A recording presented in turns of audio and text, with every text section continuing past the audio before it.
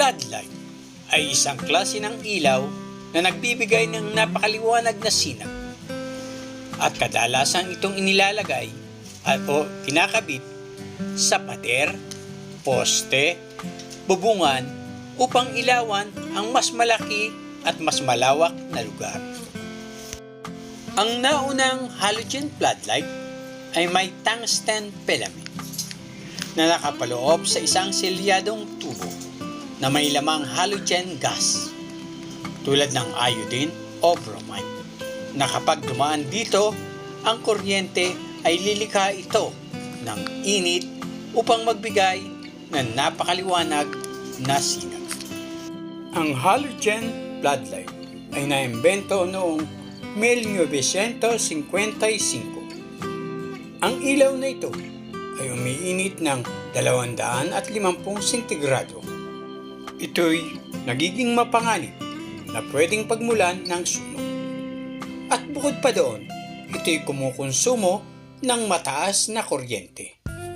Dahil sa pagiging matalino ng tao at nawalang tigil sa pagtuklas ng kalaman, ay natuklasan nila ang LED o Light Emitting Diode na mas higit na mas matibay, matipid sa kuryente, at higit sa lahat ay mas ligtas gamitin dahil ang halogen light ay lumilikha ng mga masamang sinag at nakamamatay na chemicals. Kaya't simula noong magkaroon ng LED floodlight sa merkado ay ito na ang ating ginagamit bilang ilaw sa ating mga bakuran, basketball court, at marami pang iba. Kaya't mga kabayan, kakapsat, kasangkayan, ay samahan niyo po ako upang magpalit ng pundidong LED floodlight.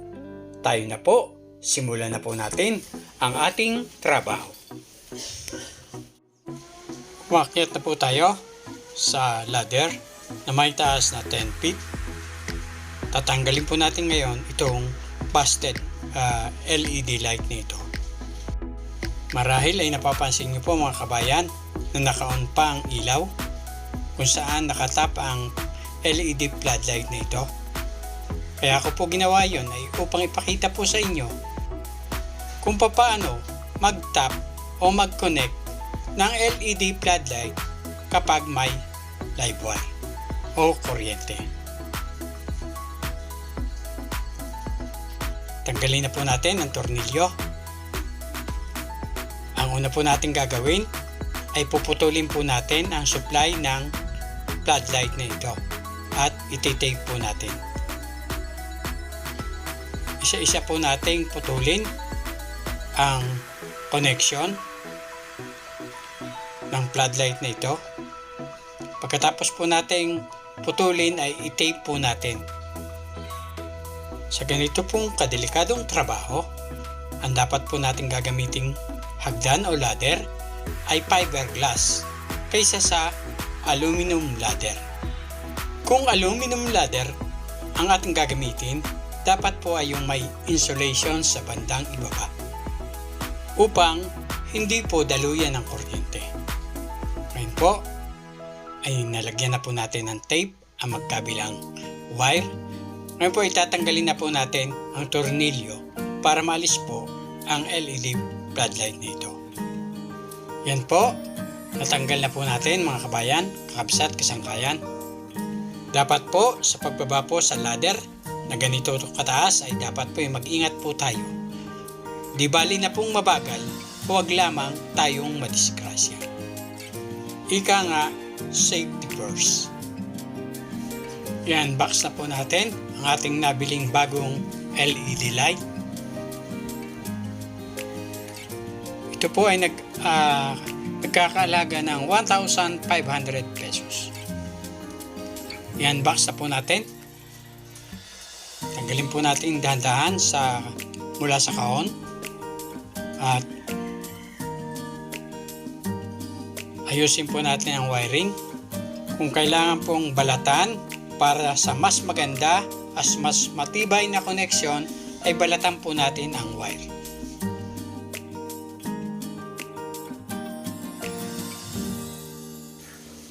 Yan po mga kabayan, naayos na po natin ang wire para sa power supply ng ating floodlight. Ngayon po ay ilagay na po natin mga kabayan. Sa mga trabaho pong ganito ay kailangan po natin ang ating assistance o katulong. Pero hindi po sa lahat ng pagkakataon ay available ang ating katulong o assistance upang humawak sa hagdan. Pag-aralan din po natin na magtrabahong mag-isa. Ngayon po mga kabayan, kapsat, kasangkayan, ay ilagay na po natin ang tornilyo na siyang hahawak o bibit-bit dito sa ating LED floodlight. Sa ganito pong mga trabaho ay dapat po tayong maging mag-iingat. Lalo na po sa paghawak sa ating ini-install na LED floodlight dahil kapag ka po ito ay bumagsak, imbis na kumita po tayo ay nagkagastos pa po tayo. Sumatotal po lugi. At malamang po na hindi na po tayo tatawagin kapag po may susunod pang ipapatrabaho. Pangalagaan po natin ang ating reputasyon bilang isang manggagawang Pilipino. Ngayon po mga kabayan, kakapsat, kasangkayan, ay talupan na po natin ang live wire na ating pagkakabitan ng ating LED floodlight. Isa-isa lamang po ang pagtatalo. Ang trabaho pong pagiging electrician ay isa sa pinakadelikadong trabaho. Dahil sa konting pagkakamali ay pwedeng magbuwis ng buhay. Kaya't mag-ingat po tayo, hindi doble kundi triple, dahil may pamilya po tayong naghihintay sa ating pagbabalik sa ating tahanan.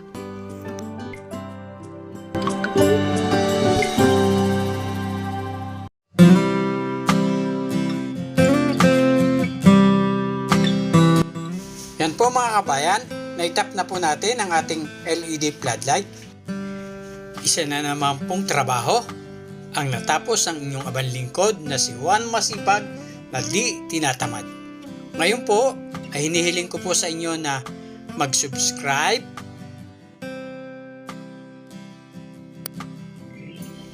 pindutin ang notification bell,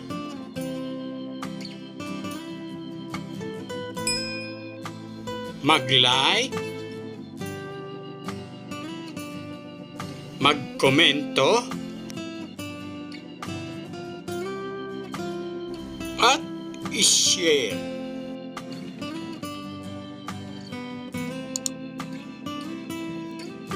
Upang maging updated po tayo para sa susunod ko pang i-upload ng mga video na kapaki-pakinabang, nakalilibang, at kapupulutan na mamunting kaalaman.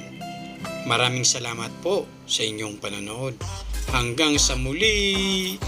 Bye-bye!